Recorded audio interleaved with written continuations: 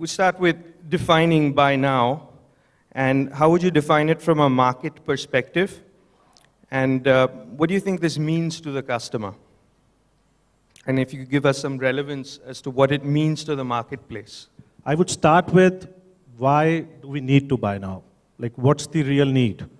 And if you see how fashion advocacy has changed over the years, many years ago, like when we were growing up, it was maybe people around us, the cinema stars that we see them, TV serials maybe. When I look at my cousins, my relatives, my kids, they no longer look at films. They look at Instagram.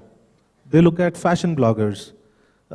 They look at celebrities around the world on their social channels. And these are the people who are at the forefront of fashion. And this is, most of the times, these are not the styles that you get on the shelf right there, because these guys are leaders in fashion and they kind of set the trend. How do you do it? Like, for me as a business leader who wants to cater to that demand, it's a challenge because it forces me to re-engineer that supply chain. There is an audience there who wants something which I would take 6 months to produce given my supply chain. How do I do it? So I think that's a very pertinent question, and that brings me to the why. Thank you. Thank you, Sumit. I think you make some good points. And we see so much out there, and there's so much media every day. I think growing up, we hardly had any channels to look at. And now we've got over 500 and a computer at our beck and call. And that's just constantly feeding us with images. 5 years ago, it used to be only about cost. Increasingly, at least internally, we are talking about cost plus speed. Because focusing just on cost is not going to work. It's like being penny wise and pound foolish. The kind of money that I lose in discounting is much, much more than what I save by building the product at cheapest cost, even if it comes in late. So I think we have moved some distance there, but buy now is even a step further.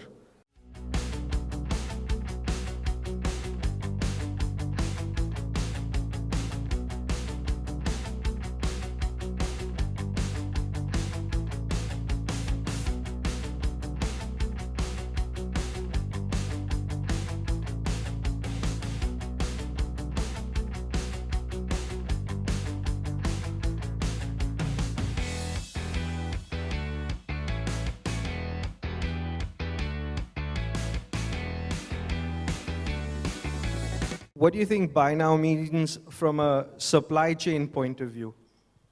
Thanks, Shaleen. And I think before I start, I'll just add two things. One is that, the thing that is happening in the market is that there are a lot of millennials who are thinking differently, and they're becoming a larger and larger part of the market size, right?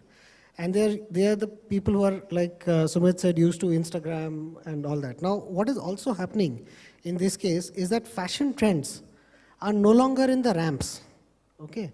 Fashion trends are actually available. If you just analyze what's happening on Facebook, Instagram, you can actually figure out trends. So I think also when people are seeing that happening on their phones or on their screens, they just want it now, and that is very, very important.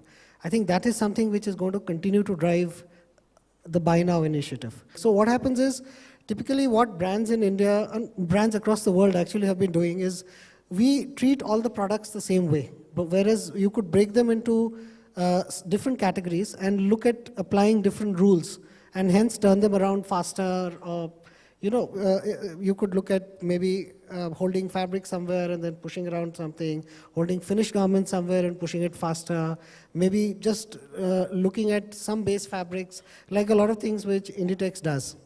But so you're talking about an engineered process. An engineered process. But what is also very important to understand this is that I think the marketing is evolving very fast. So what we are doing today is we are just tweaking existing systems that we understand. But where this is going to end in the next 4 to 5 years is something that we have yet to see. So I think the market is moving very, very fast. And all of us in the supply chain, in various aspects of it, need to really wake up to this very, very quickly. What has been also happening is, in the last 30 or 40 years, the way manufacturing and supply chains have been working is we are looking for bigger numbers, right? It's always buy big. Let's go to the customer who gives us bigger orders, bigger numbers, right? But I think that is changing. Okay, it's not about who is going to give you the biggest order. What people are really asking us is, can you give 50 pieces, but give 50 pieces every day, rather than give 50,000 piece orders? So there's a fundamental shift in what is being asked for.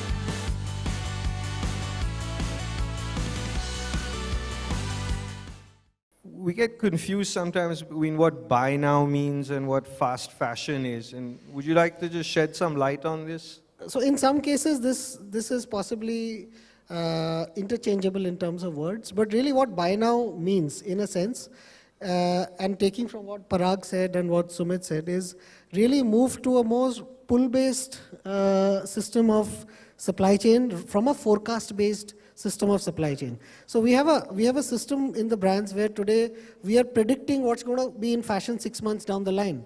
But your consumer has moved and is seeing fashion today. He's not really going to wait 6 months for that thing to come online. So how do you respond to him faster?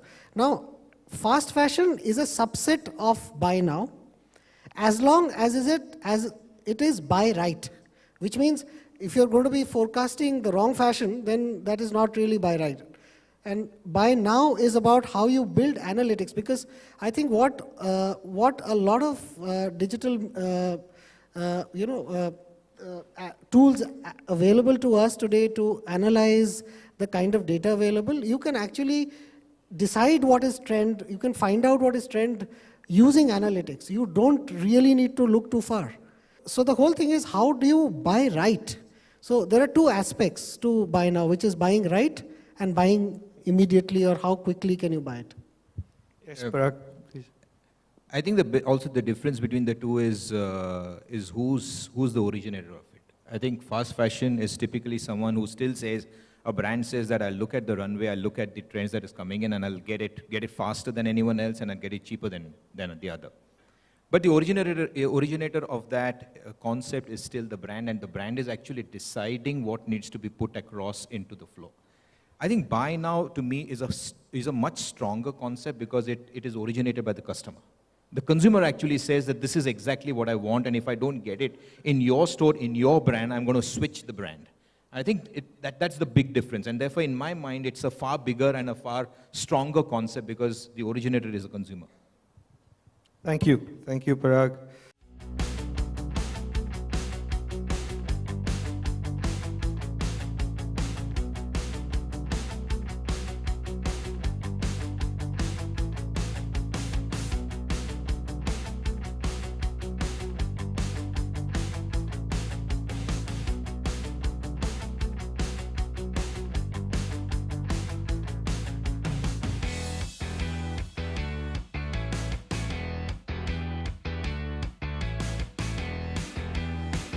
Vikram, you are in the export business and you export to, at the risk of using the word, fast fashion global brands. And if you could share some of your experience as to what buy now means for them, and maybe how does this operate in your world? This actually started, Inditex and H&M and Topshop, they started this fast fashion thing. What was that? You see it on the catwalk, you bring it in cheap, you bring it in quickly, and you offer it to people. And over a period of time, people got used to not waiting. So then, from fast fashion, whether you call it buy now, I call it I want it now, that's what the whole thing is. So so first H&M and Zara did this to the big brands. Then the big brands fought back. For example, Burberry launched this see now, buy now. So there was a catwalk going on and you could buy the product right now. Moschino did the same thing. So then, then there's no gap between what Zara is doing and these guys are doing. So you can see now, buy now everywhere. So then they started holding back a certain part of their budget. So they would predict a certain amount. Let's say they would predict 60% of the collection in the traditional way. You start 6 months before and you do the sampling and you do this, and 90 days out you order it and 60 days out you ship it, whatever. And then they started holding 30% back to see what is selling. And they share the information with the vendors in real time. So the trick is, like what Zara does is, they will have their shop talk to the designer directly twice a week. The designer sitting inside the product center, the designer will talk directly to the product head, and the product head will talk directly to the factory. So instead of going through this hierarchy of this one will report to this one, and that one will prepare a report, and the third one will act upon it, and the fourth one will send it to sourcing, there's actually within a few days, the information is back in the factories as to what is really selling and what they're looking for. So they do one concept like this. The other thing they also do is they block capacity. For example, Zara has many factories that are working exclusively for them. They block, but this is, but even fast fashion takes a long time, so they'll block the fabric or the yarn 6 months out. 4 months out, they'll choose the color. 3 months out, they'll choose the final, shape it's going to go in. And literally on a Monday morning, they'll mail the CAD to the factory and the factory has to begin cutting. So that's the way they send it to Turkey, and in 2 weeks they have it in the shops. The other trick that they use with fast fashion is that they keep replenishing stuff in their stores. It's only 20%, but it looks like a lot more because they shuffle product between stores, they shuffle inside the store, and so everybody goes in thinking that, wow, there's something new every time.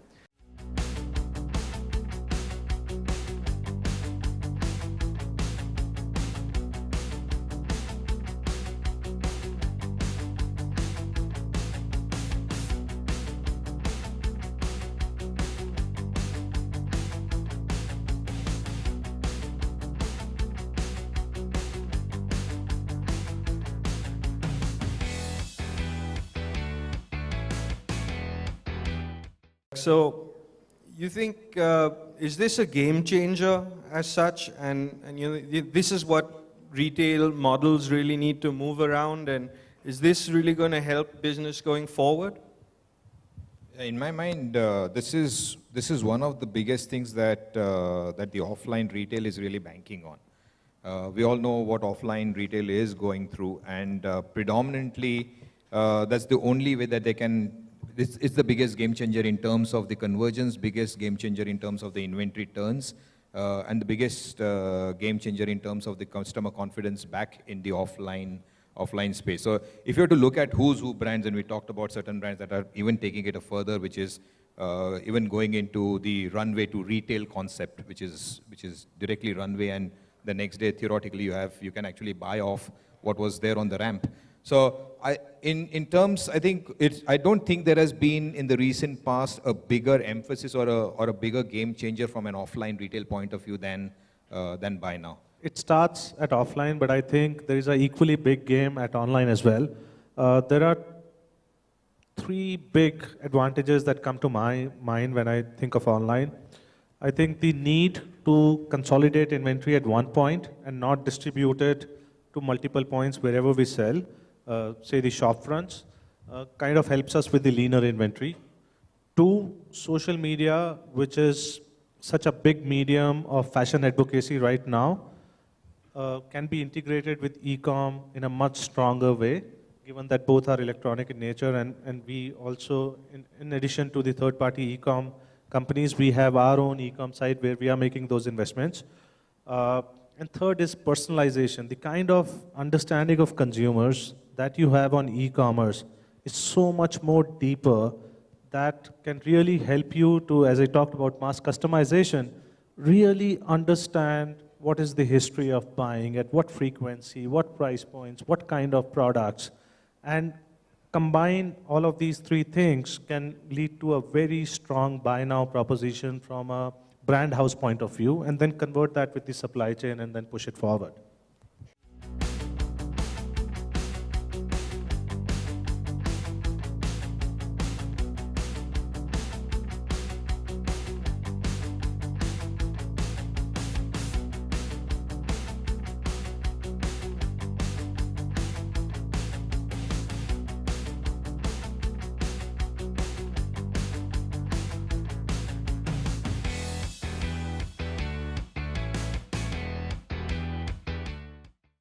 You actually guided me into my next question, and I was really going to ask you, and Anindya was alluding to this as well, which is the changing behavior of the millennials.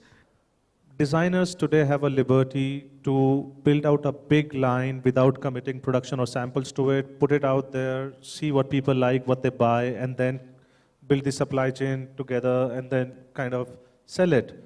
Second big opportunity is from concept to shelf takes us around 4 to 5. Test it out online. Test it out. So today we limit our number of options which need to go out, majorly because of two reasons. One, of physical constraint in stores, and two, what kind of money that you want to put it in production. Buy now eliminates both. So you can put it on e-com, the physical constraint is gone.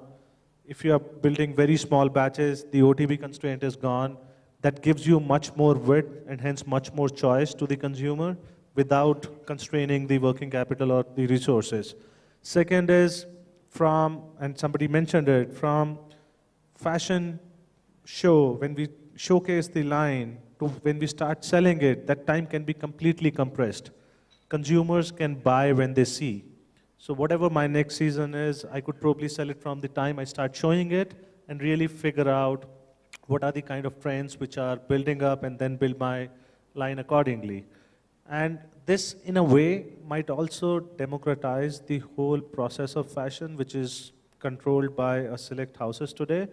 With advent of e-com, which has anyways democratized selling, people could even put up their styles, what they like, and without committing on production.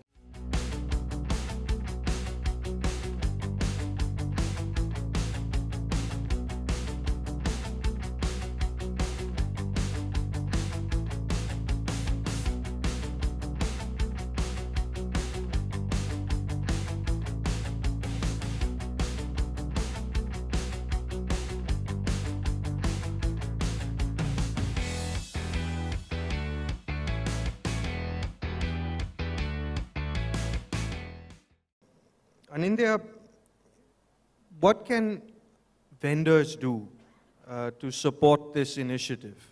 So I think what the supply chain needs to understand is really what is the retail requirement today, or what are the brands and retail require today. One, less inventory, yeah, more styles, digital design and capability, which is what Sumit spoke about. Probably logistics assistant, drop shipping directly to stores, etc. Yeah. So this is changing whatever we are doing, right? And it's changing the skill sets that we all have. We need a different set of skill sets probably. And frankly, it's changing the money that we'll all make. For vendors, what does it really mean? It means lot sizes could be becoming smaller. Yeah. It could mean that lead times are shrinking, and it is shrinking. Width is increasing. Vendors need to focus on value-add design and development support. I think that is very, very important if they need to be relevant in a market that is completely changing.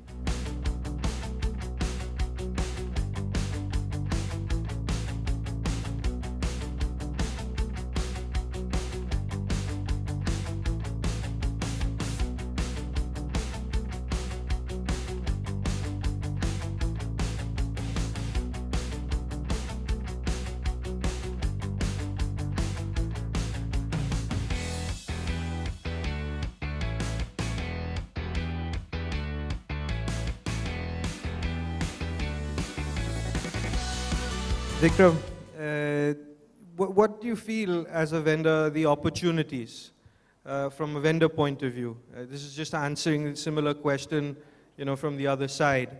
And, how do vendors prepare themselves to meet this challenge? So the perspective is that business today is really, really, really difficult, right? So you have to have deep relationships. You can't have customers who come in October and walk out in March. To build these deep relationships, buy now is actually helping the vendors, because buy now is a 12-month business. It's not a 6-month business, not a 4-month business. And it's not like, 50,000 pieces and I can negotiate down to the last half pence. It's like 500 pieces, all right, agree to a price, let's move on quickly, let's do the next style. Give 5 rupees here, take 5 next time, let's get on with life. So life was safe that way too, but... No, I have a very, very long view on that. I don't think it's a good way to work because it forces everybody into this 5-month mentality. It forces factories to become lazy during the summer months. It forces you to overbook because you say, I have only 6 months to make money, so I may as well, overbook now and then I'll subcontract and I'll do overtime. And by the time March comes around, everything is a big mess. So stability in the business, I think, is the biggest thing that we could ever want.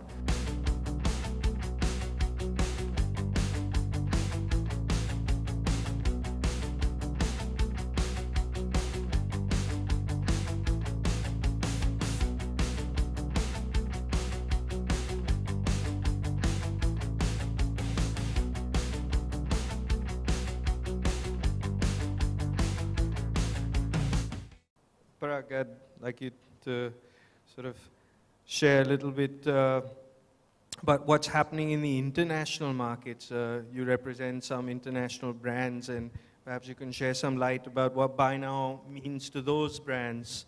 And do you see, that trend following through in India, in the Indian market context?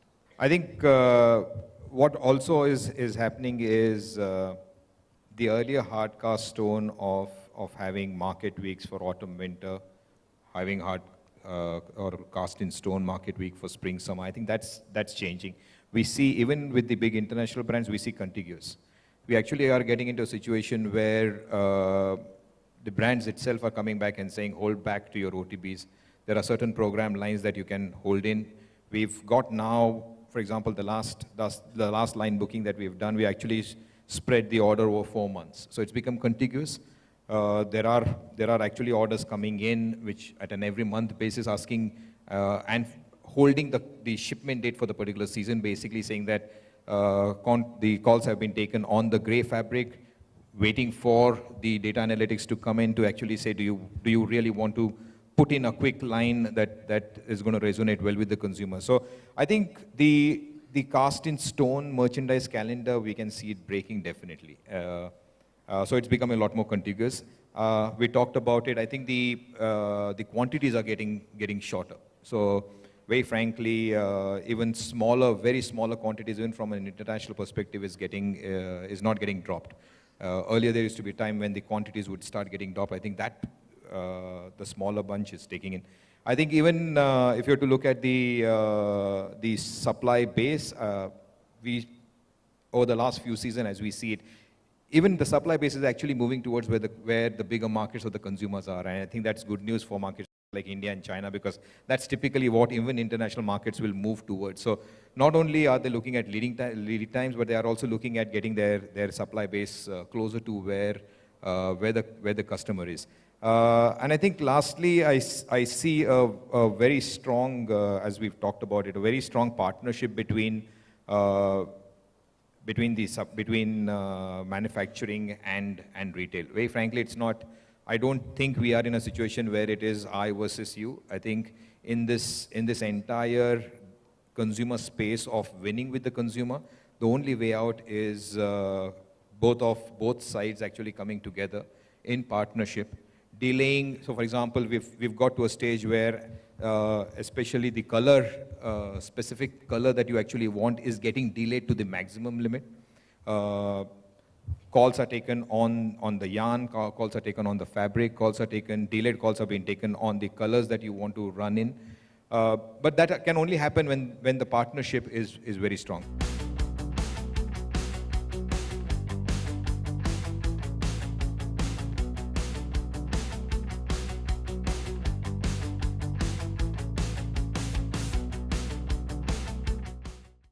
So that's how I'd like to sum that up.